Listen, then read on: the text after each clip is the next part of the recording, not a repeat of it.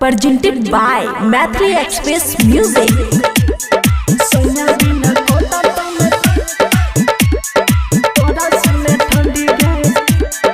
खुशी recording studio बलुआहा।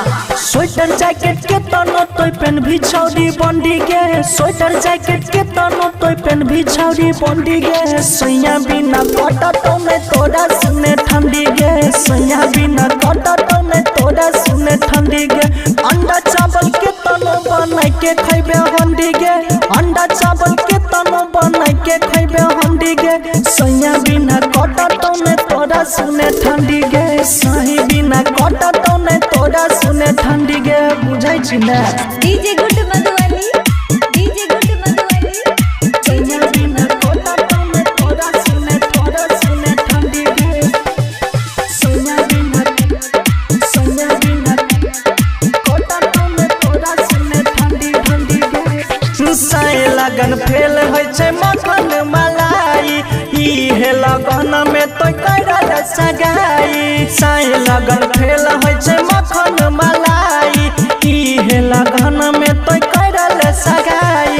कमल राजाई में कटत ने सर्दी गे, कमल राजाई में कटत ने सर्दी गे।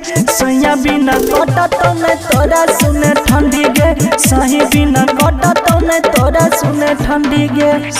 DJ good Madhubani, DJ good Madhubani. सैया बिना कटत ने तोरा सुने ठंडी गे। सैया बिना कटत ने तोरा सुने ठंडी गे। कहे छो यमन की बटिया के सुन ले, प्रेमी अमर जित के सोइया बनाइले।